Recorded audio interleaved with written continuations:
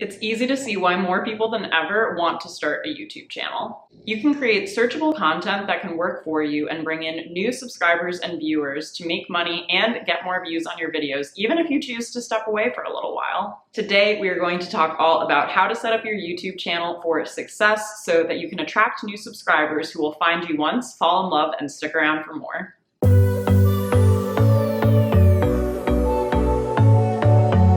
Hey everyone, and welcome back to my channel, or welcome if you are new here. My name is Austen, and I am a fashion and beauty content creator based in New York City. I use this channel to help micro-influencers create great content, grow their digital brands, and generate sustainable income from content creation. So if any of that interests you, please do consider subscribing to my channel for new videos every Tuesday.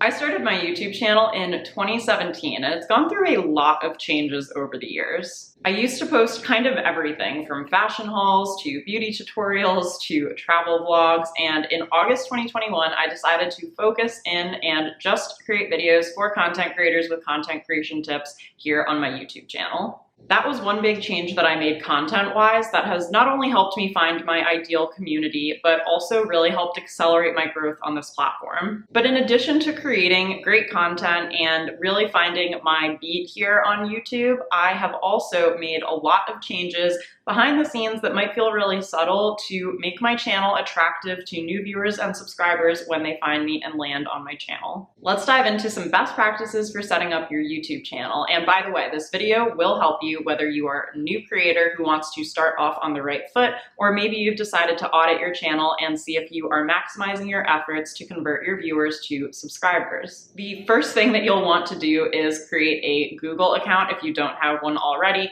in order to create a YouTube channel. So once you have a Google account, you go to youtube.com, hit sign up, you can create a new account and select whether it's for your personal use or business. And boom, now you have a YouTube account. In the setup process, there are going to be a few big things that you'll want to make sure are in line with how you want your business to be seen and found online that you'll want to get set up. Number one being your profile photo or avatar. Now, we have these on pretty much every social media platform now, whether it's Instagram, Pinterest, TikTok, Twitter, you name it, there is an option to add a profile photo. Now, it's my recommendation that you make this profile photo the same photo that you have on your other social media channels, because that just makes it easy for someone to recognize you. If maybe they found you on Instagram and then they stumbled upon your YouTube channel as well, it'll be easier to identify that that is you if you're using the same photo across all of your channels.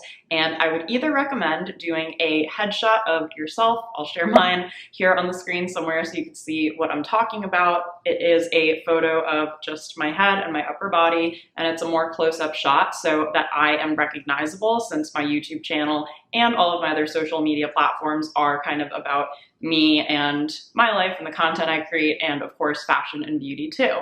Now, if you are a small business or someone who doesn't appear too frequently in the content you create, you may also consider using your logo. Now, similarly, you'll also want to choose a channel name that is easily searchable and describes the content you create.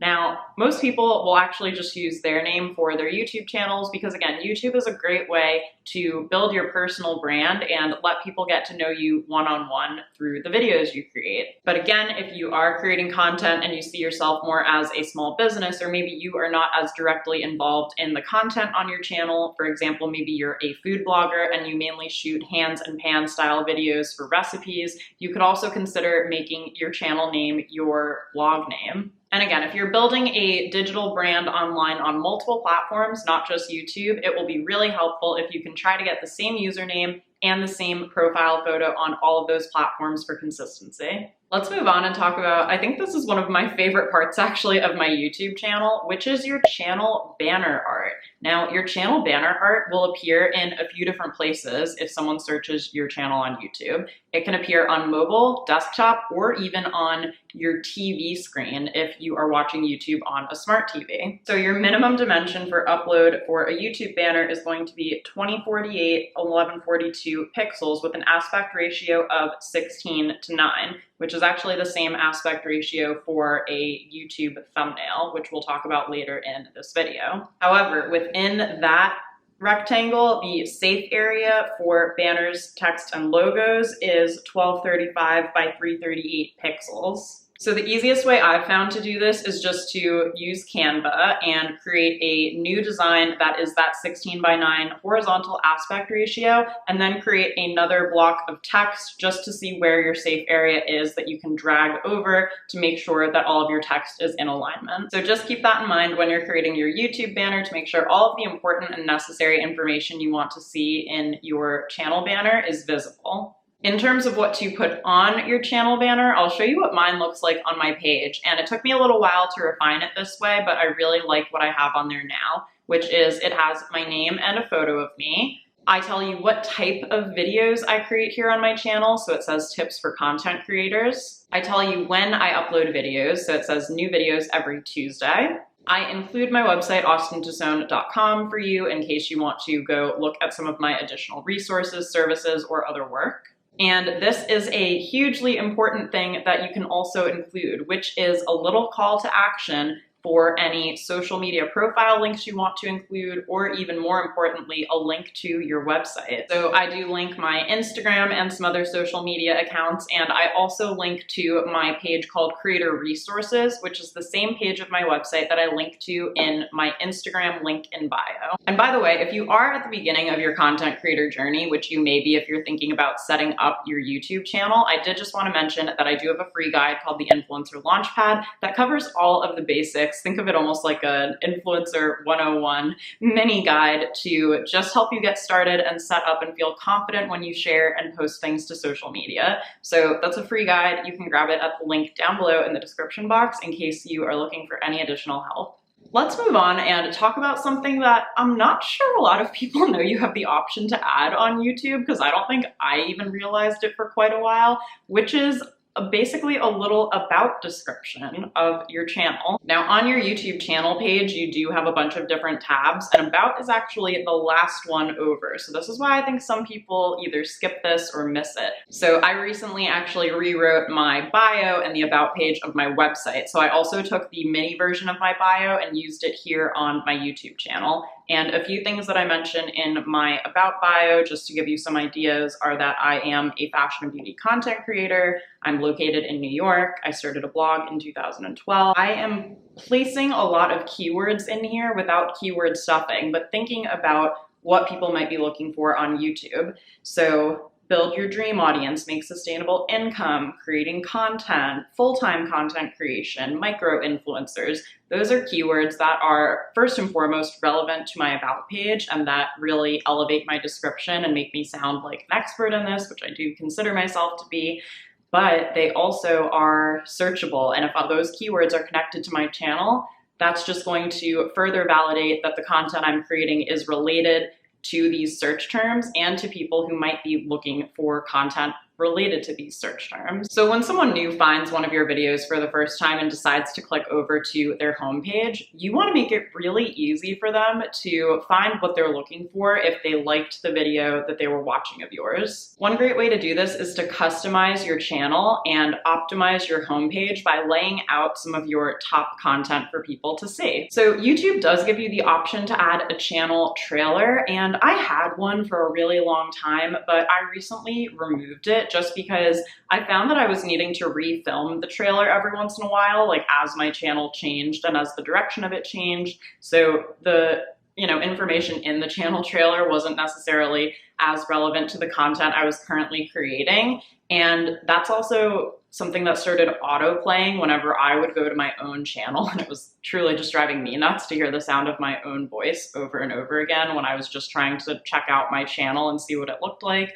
So I ultimately decided to get rid of it. If you think that a channel trailer will be really beneficial to your audience or give you a chance to introduce yourself and the work that you do in a helpful way, I think it can be great. But to me, I felt like the retention was really bad on that video because people, including me, would stop it as soon as it started auto-playing and not watch the whole thing. And unless your channel doesn't really change much over time, you do kind of need to update it to be relevant. So that's my opinion on channel trailers, but if you have a different one or you have any suggestions, let me know down in the comments what you think about having a channel trailer. So one way that you can customize your channel is to lay out different playlists of your content. Having playlists on your YouTube channel helps section off the type of content you create. It's also great for search. You can search playlists, and if someone watches your video within a playlist, their next up videos that are recommended will already be in that playlist. And so they might just keep watching and watching your content,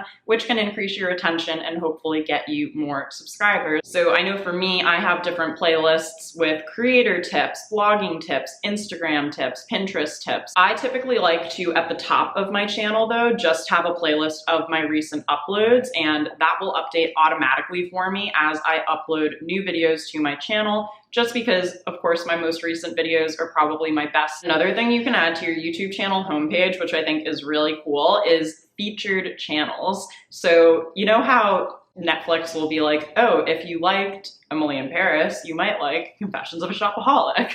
Not calling myself out on my Netflix queue or anything, but you can actually provide those recommendations in a sense, because you can add featured channels to the bottom of your homepage if you want. That's where I have mine, just so it's kind of at the bottom after all of my other main content. And I'll put in other channels who create similar content to me who I also enjoy viewing and watching. So I have my friend Alyssa on my featured channels. I have Sunny Lenarduzzi, who creates a lot of videos about YouTube, Vanessa Lau. And so those are almost like my reverse recommendations, where maybe if you found me for the first time but you watched Vanessa's channel, you'll scroll down and see that's one of the featured channels there and think, oh, these channels kind of create similar content. So if I like Vanessa's videos, then maybe I'll like Austen's videos too. Plus, it just gives you a chance to feature any of your other favorite YouTubers and give them a little shout out and some real estate on your homepage. Now, the last thing that I think is the most visually important part of your YouTube channel, especially on your homepage, is how you design your thumbnails. And by the way, I recently changed the design of my thumbnails and updated them, and I've gotten really great feedback from you all about it. So thank you so much if you like